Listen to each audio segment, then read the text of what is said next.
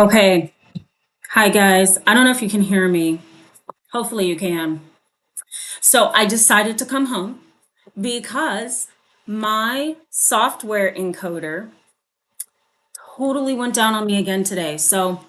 I see Cherry's Jubilee. I hope others will follow. Let me know, Cherry's Jubilee, if you can hear me okay. I don't want to start talking and, you know, having people trickle over to this one if you can't hear me. So, let me know. I'm going to wait a little while and see. If I can move everyone, we'll see.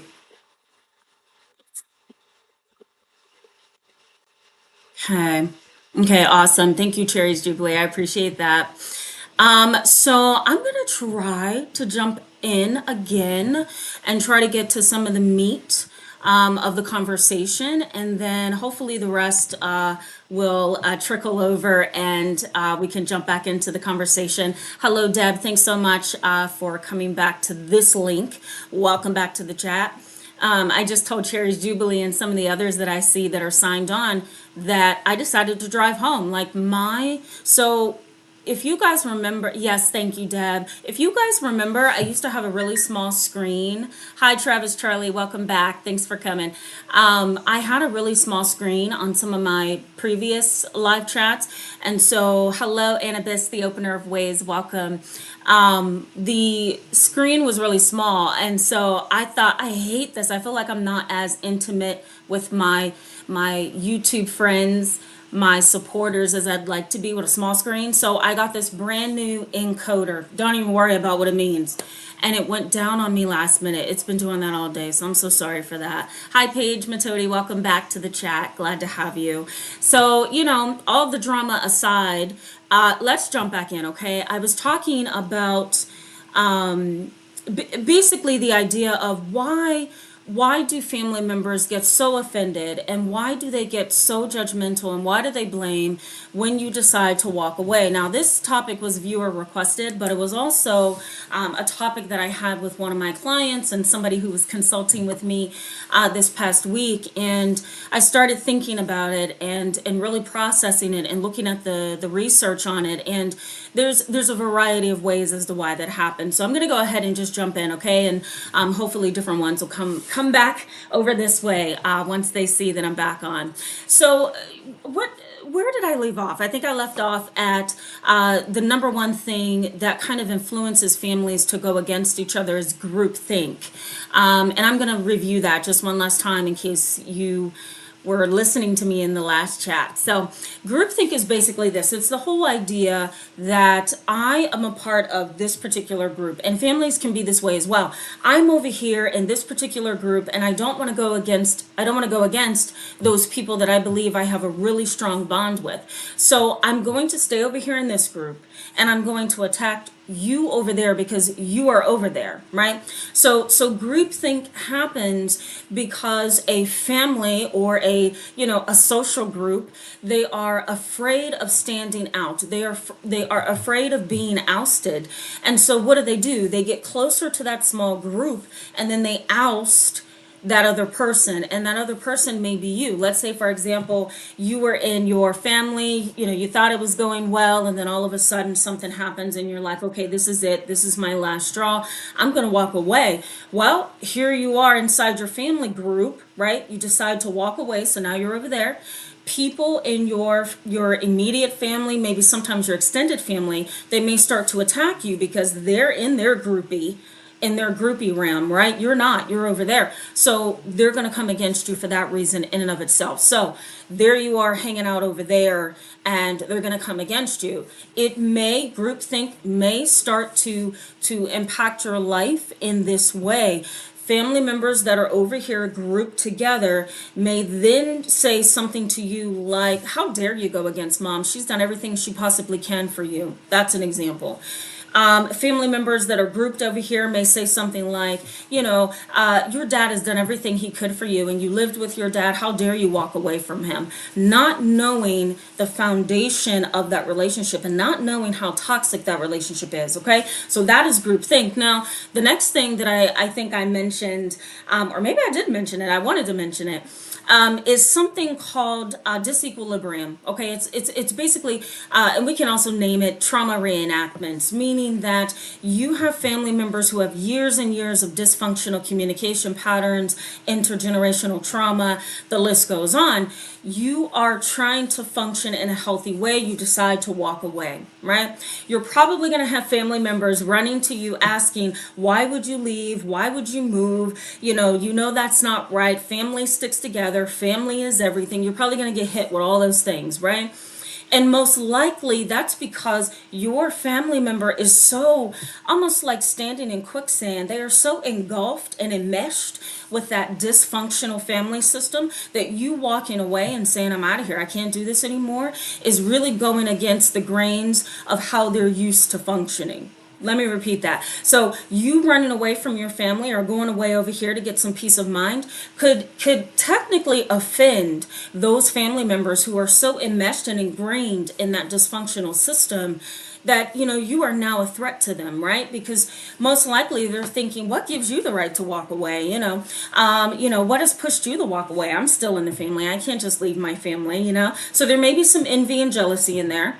But if we break down what a trauma reenactment is, it is your family has had previous situations where there's been dysfunction, there has been toxicity, there has been narcissism, whatever, right? Untreated mental illness, personality disorders, all of that is in the past, right? Your family is used to engaging a certain way.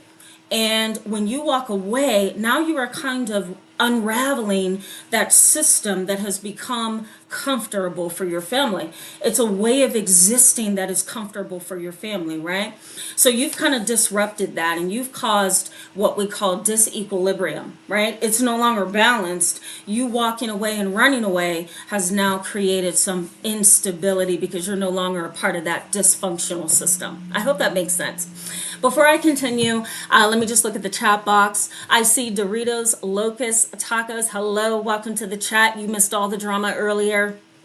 So you didn't miss much, but I'm going to try to attach that live chat to this one so you'll be able to see it. It'll make sense as to what's going on. But welcome to the chat.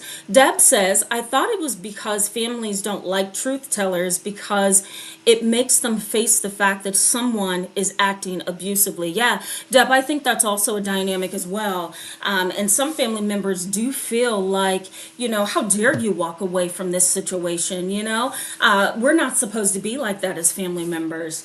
You might get that family is everything thrown at you, right? That saying that gets thrown at you when you try to want to run away. You can also cause disequilibrium by walking away because now you are pointing out that something's wrong. So yes, Deb, that is a truthful fact that you're messing with the system.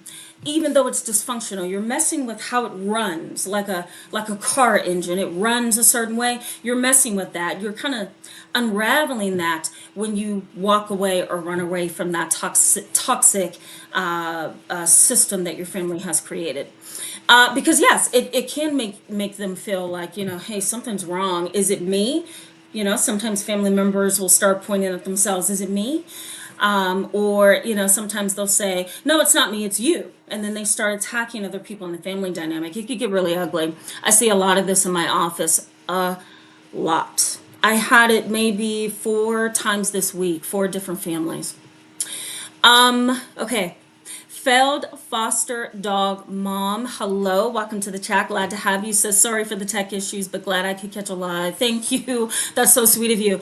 And she says, groupthink, no mind of their own. Yeah, absolutely. I'm glad you could catch a live as well.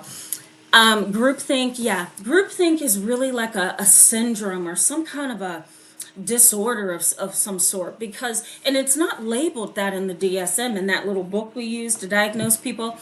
It's not listed in there as a disorder, but here's why I say it's like a disorder or a syndrome.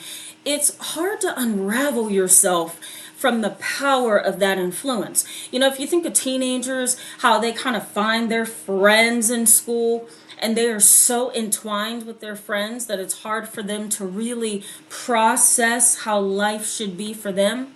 There's no independence. That's kind of groupthink. You can also think of groupthink as being as influential as a cult.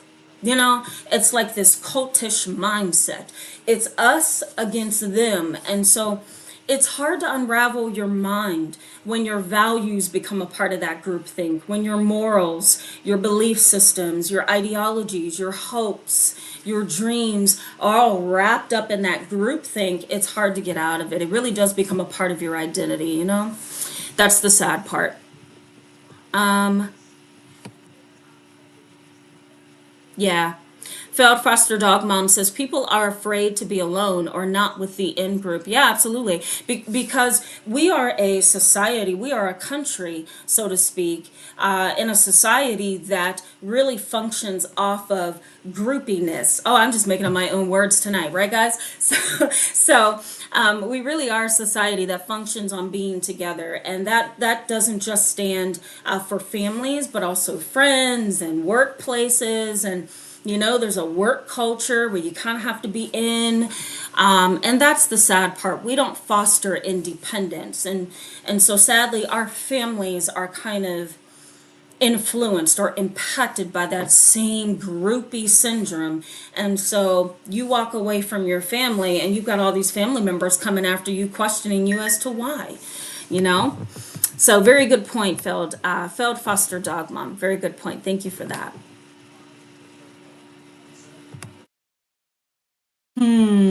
Yeah, Cherry's Jubilee says the devil, you know, is easier. I agree with that. I agree with that.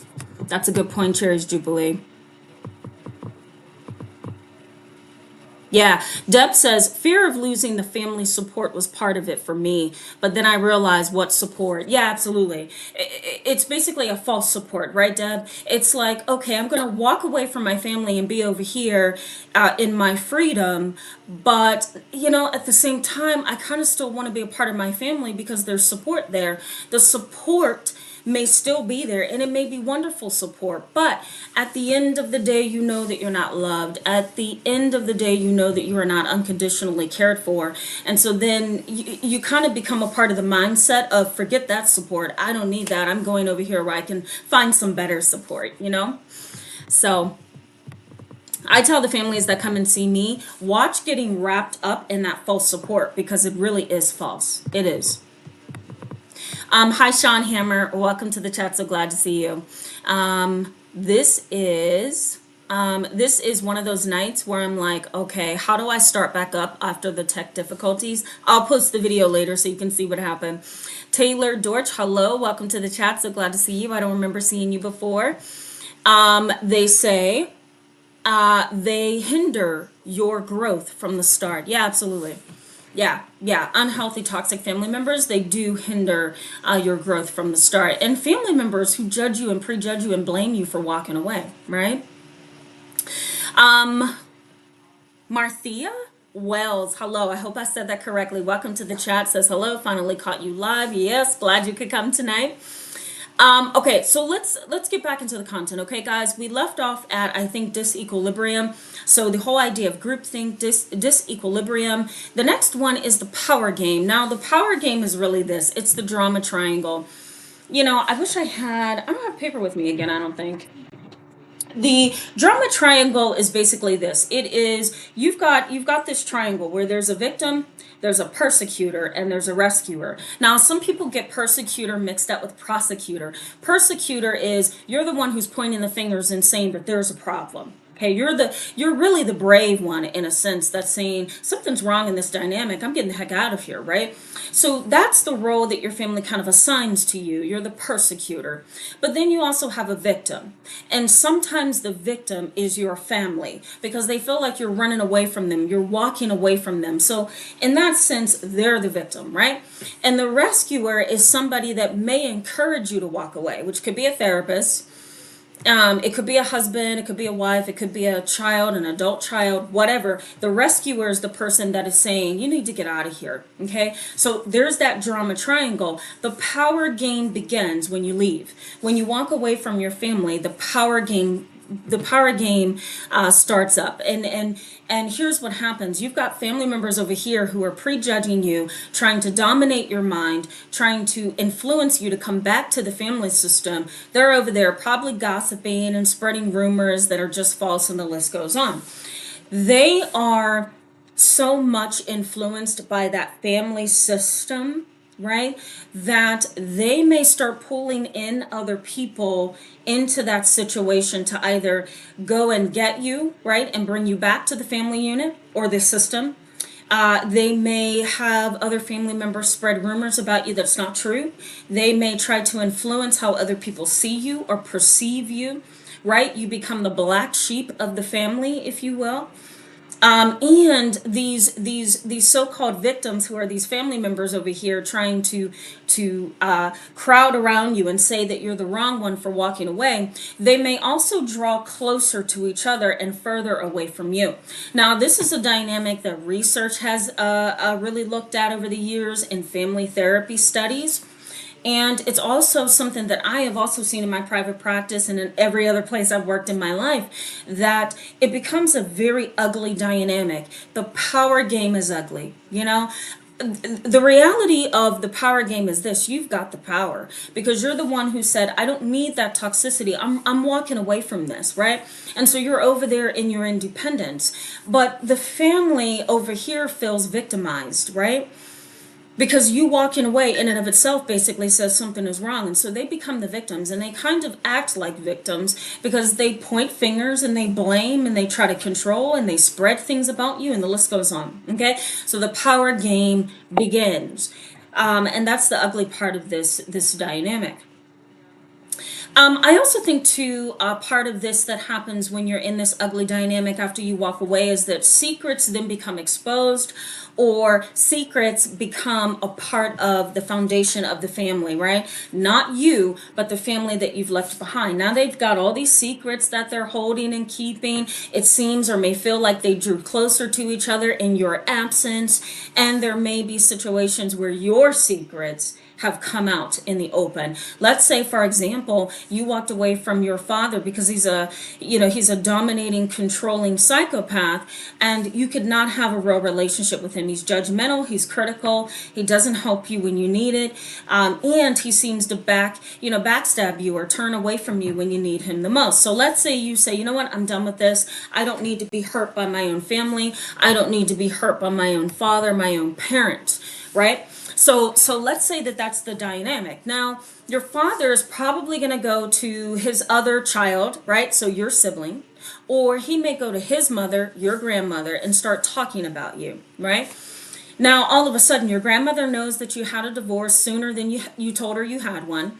Your grandmother now knows that, you dated about 15 guys or 15 girls before you got married. Your grandmother now knows that you went to therapy for many years unannounced to the whole family.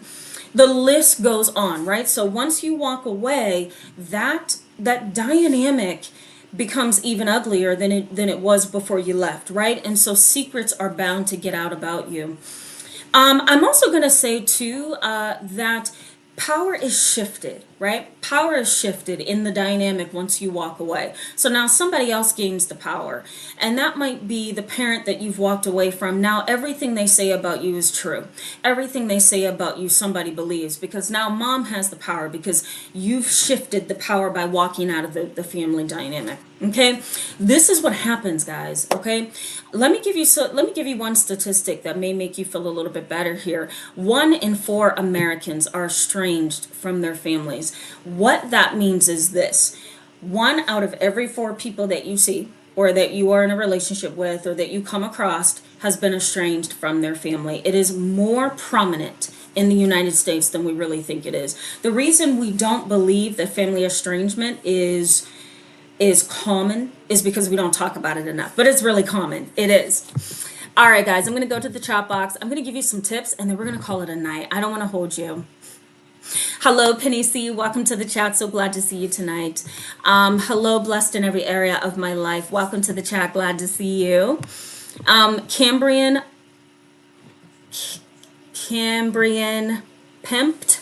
I think I did it this time. I don't know. You tell me. If I mispronounced your screen name, forgive me. Welcome to the chat. So glad to see you. Says, Cambrian Pimped, I think, says, I'm trying to find resources on parental alienation without divorce. I was told awful things about my father, but there was zero intent of separation. Could you talk about such situations plus adult children? Yeah.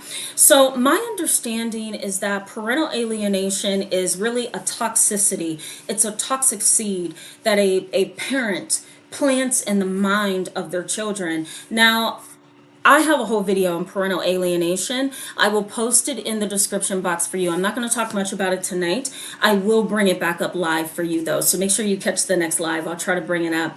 Parental alienation is an evil seed. It's planted.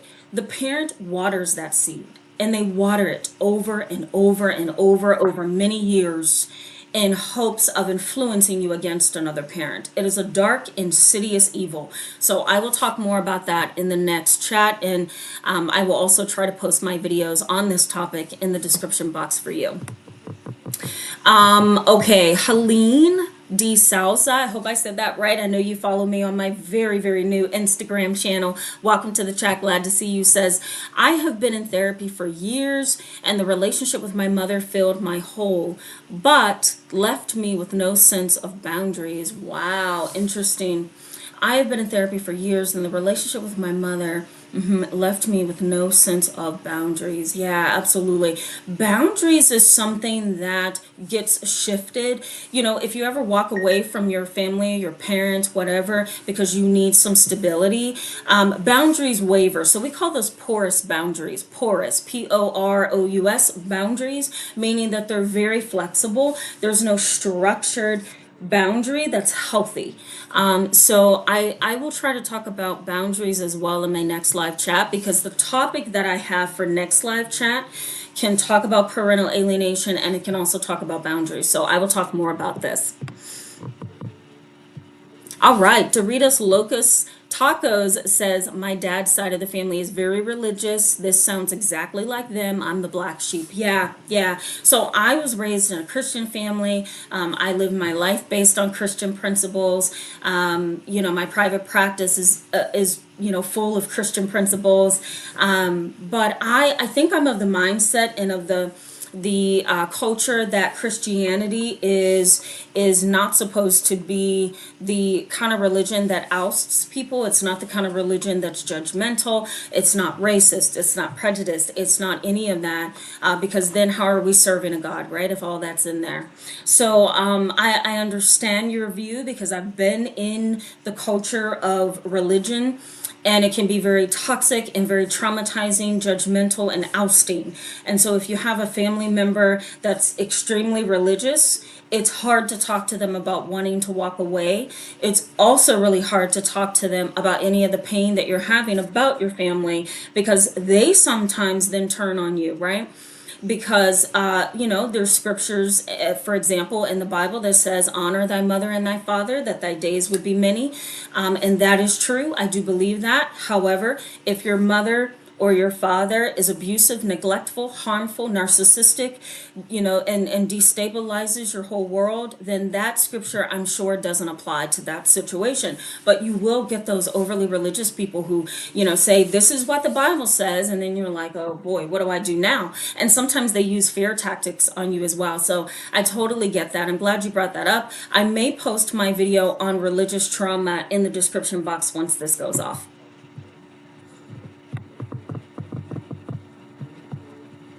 All right, let me keep going, guys. Marthea Wells says, I was called controlling because I don't let them have access to me or our younger children. Yeah, of course. They're gonna find some way to categorize you.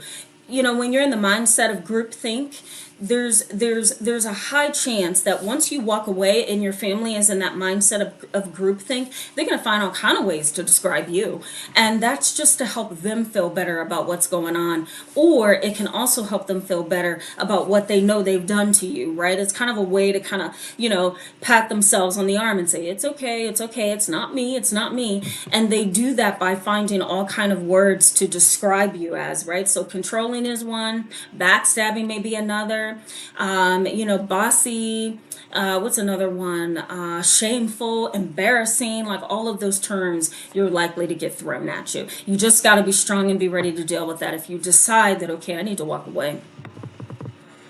Paige Matodi says, so true. My family loves to gossip, and I'm one of their hot topics. You've got to just learn to be okay to be the villain in their story. Yeah, absolutely. Yep. Well said, Paige. Very much agree. Very much agree.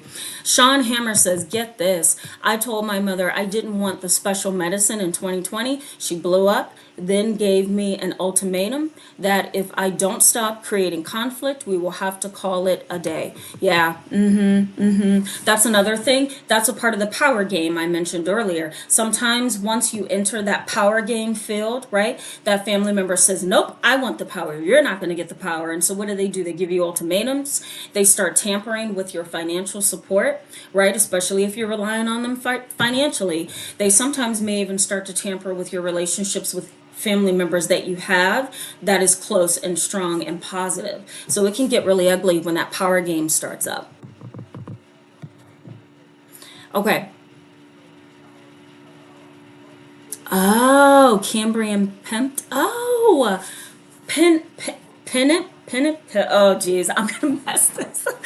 Oh man, I feel like I need a dictionary. And like, you know how when you go on Google and you ask Google to pronounce something for you, I feel like I need Google to pronounce your screen name for me. Cambrian Pinniped. Is that it? Hopefully I got it. Yes, thank you, Deb. I love you guys. You guys back me up. Pinniped. Got it. Thank you so much. All right, I'm going to keep going, guys.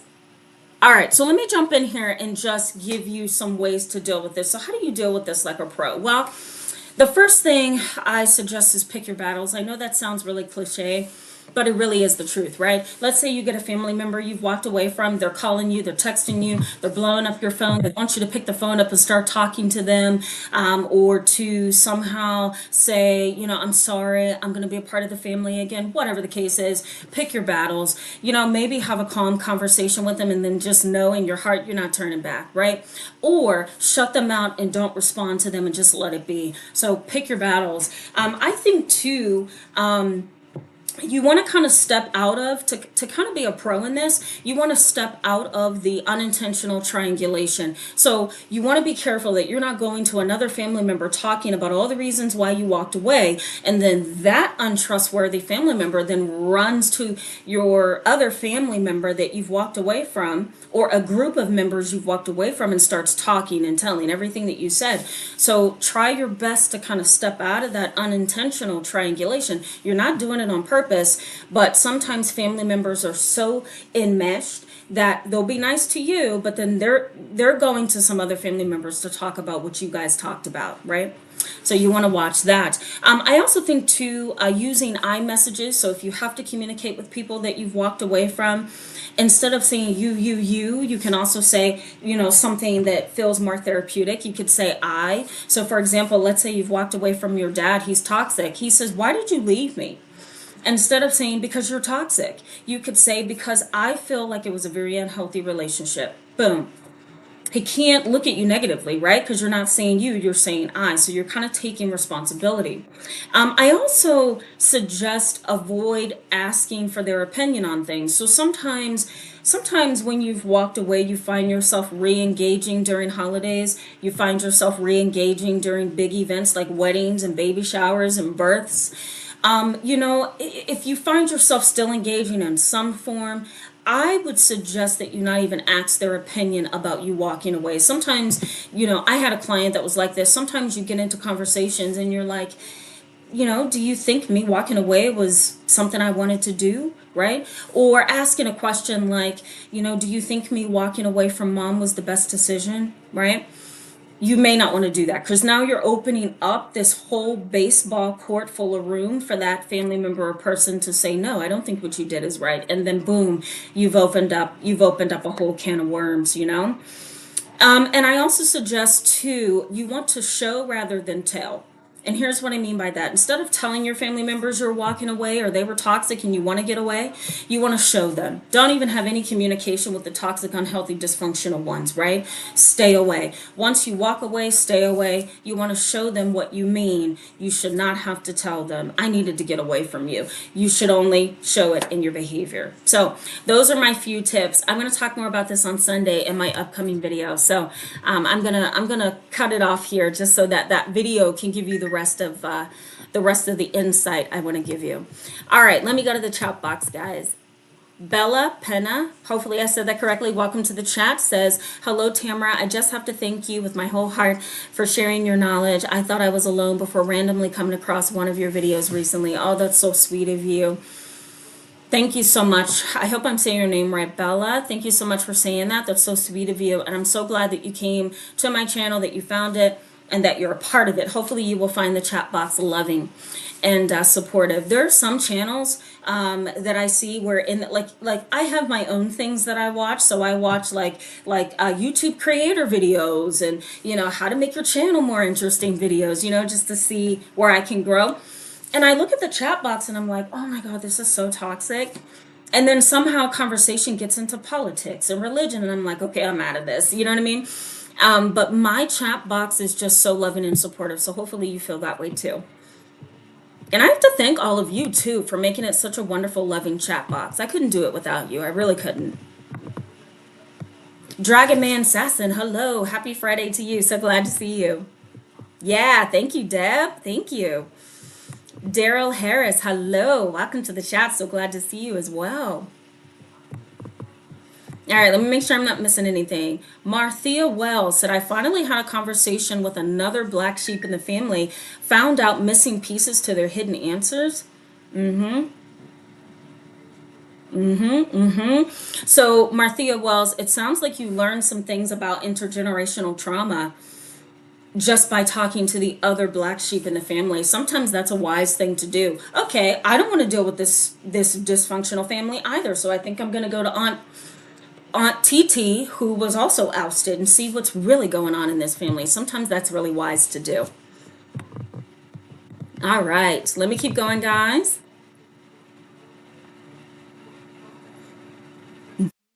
Hello, Mo Ann. Welcome to the chat. So glad to see you as well. Says, my husband is moderately estranged from his parents. Last week, his dad had a heart attack? Is that what it is? Oh, I'm sorry. His dad had surgery and had fillings flood in. My hubby said he felt like he did all the prior self-protection for nothing. Oh, yeah, that's so true. That's a very good point, Moan. Hopefully I'm saying your name correctly. That's a very good point, because here's what happens. You walk away, you think you're closing the door of your heart. But one thing I have learned over the 14 years of my career, and just being over 34 years old, I've learned over time that we think that we can control this thing in our chest called our heart, and we really can't. The reality is, philosophically and existentially, we don't have that control. We think that we can control this, and then we realize at those critical moments in our life, oh my God, like I still love that person. I still love my brother. I really don't want to say goodbye. My heart never really said goodbye, even though my mouth did and my mind did, right? Cognitively, you said goodbye, not so much emotionally. So what he's experiencing, maybe you can tell him, is very, very normal. It's very common. It happens to a lot of us. All right.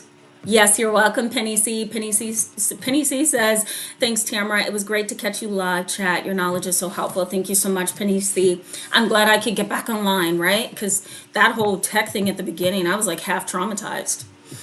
Paige Matodi says, thanks, Tamara. Have a great night. You're welcome. I'll see you next time, hopefully. Doritos Locos Taco says, I plan on being a psychologist and you're definitely one of my inspos. Oh, that's so awesome. Thank you so much for that. I'm so glad. And I'm sure that you have the empathy and the knowledge to become a psychologist. We actually need some really good ones. You know, we're kind of struggling here. So thank you so much for that. That's an honor. All right. Yes, you're welcome, Moanne. You're welcome. All right, guys, I love you. I say this every time. Have a wonderful night. I think that we made a good chat out of a complete disaster at the very beginning. I'll post that in the description box so you can see what happened. But I hope you guys have a wonderful holiday weekend. I call it a holiday weekend. Some of you are probably traveling. So have a wonderful night. I will see you guys real soon. Stay tuned for Sunday. If you want to jump on, I'll be in the chat box for my video. I'll see you guys soon. Bye-bye.